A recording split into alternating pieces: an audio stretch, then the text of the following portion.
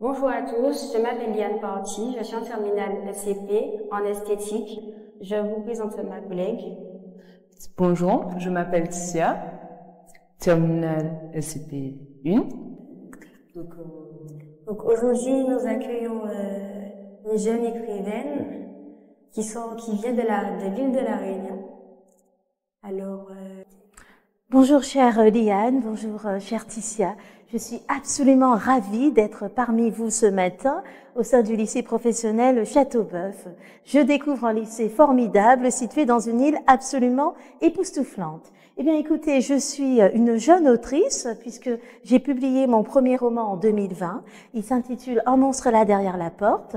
Et pour cette rentrée littéraire, plus exactement en août 2023, j'ai publié mon deuxième roman, c'est celui-là, Le fruit le plus rare ou la vie d'Edmond Albus, qui raconte l'histoire de la vanille Bourbon, puisque c'est à l'île de la Réunion qu'un jeune esclave du nom d'Edmond Albus, le personnage principal de mon roman, a découvert comment féconder manuellement la vanille. vous venez pour la semaine du festival littéraire au Pays Rêvé avec notre professeur Madame Jacques Crétide et notre invitée Madame Belém Gaël. Alors, qu'est-ce qui vous a inspiré à devenir écrivaine? J'ai envie de dire que tout dans mon enfance a été source d'inspiration. Mais je n'oublie pas que j'ai grandi entourée de quelques ouvrages et quelques auteurs déterminants.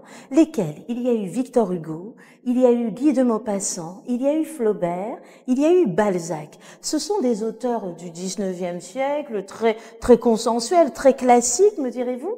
Mais pour une petite créole de l'île de la Réunion, de découvrir la littérature française du 19e siècle avec ses auteurs classiques, ça a été absolument une révolution dans ma vie.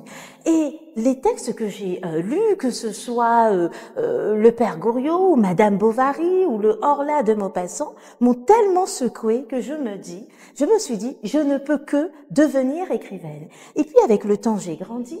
J'écrivais avec un sentiment d'illégitimité, ce qui signifie que je n'osais pas parler de ce que j'écrivais. C'est seulement une fois adulte que j'ai décidé de franchir le cap en me disant, cette fois-ci, tu ne vas plus seulement te contenter d'écrire, mais tu vas te faire publier, et aux éditions Gallimard, puisque j'adore cette maison d'édition.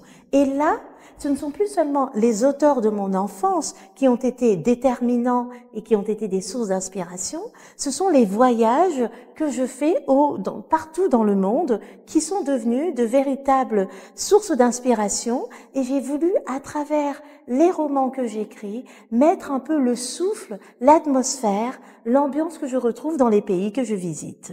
Alors, j'ai aussi une autre question pour vous. C'est quoi votre roman préféré?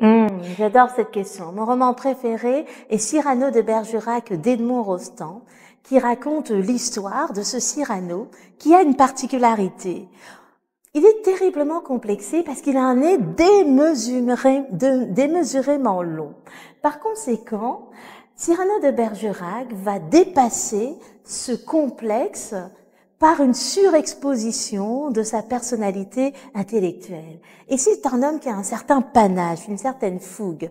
Dès que j'ai un moment de déception, de tristesse, de doute dans la vie, je me mets à relire ce texte donc d'Edmond Rostand, Cyrano de Bergerac, parce qu'il me donne une énergie incroyable. Vos textes sont-ils toujours porteurs de messages? Oui, je crois qu'il est... En tant qu'écrivain, nous ne pouvons pas ne pas transmettre des messages. Tous ces mots racontent une histoire, mais tous ces mots révèlent aussi l'engagement de l'auteur. Et quels sont mes messages? Annie Ernaux, qui est une écrivaine française contemporaine, que j'aime beaucoup, disait « J'écris pour venger ma race ».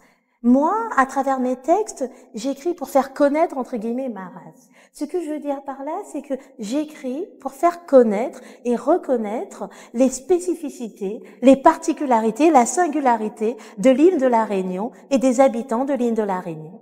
Et donc, dans ce roman, je fais connaître le personnage le plus important de la Réunion, notre héros à nous, Edmond Albus, donc qui a fait une découverte botanique incroyable. Je fais aussi découvrir l'un de nos produits phares qui fait vraiment partie de notre patrimoine agricole, à savoir la vanille.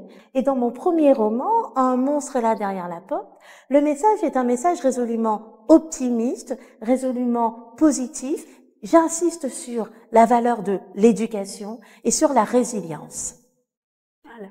Alors, étant donné que vous faites qu'une semaine en Martinique, alors que pensez-vous de la Martinique? Trouvez-vous des similitudes avec l'île de la Réunion? Je ne pense que du bien de la Martinique. Il y a énormément de similitudes en matière de végétation, en matière de paysage avec l'île de la Réunion. J'ai l'habitude de voyager.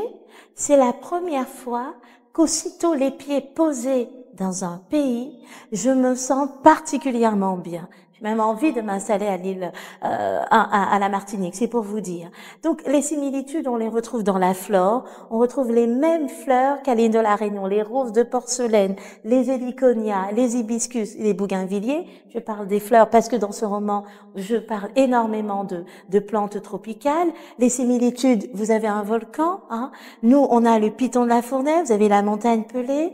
On a également des histoires, le même passé douloureux. Nous sommes, que ce soit à l'île de la Réunion ou bien encore à la Martinique, dans d'anciennes économies de plantation, dans des anciennes sociétés coloniales.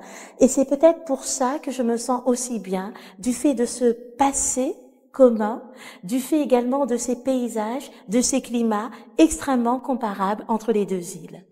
Mais j'espère que vous allez retourner pour la découvrir. Eh bien, il se murmure que la Martinique est une espèce d'île de revenants. Mais parce qu'une fois qu'on y a posé les pieds, on n'a qu'une envie, c'est de revenir. Oui, et je sais déjà que je serai à nouveau à la Martinique en octobre 2024. Vivement ce moment.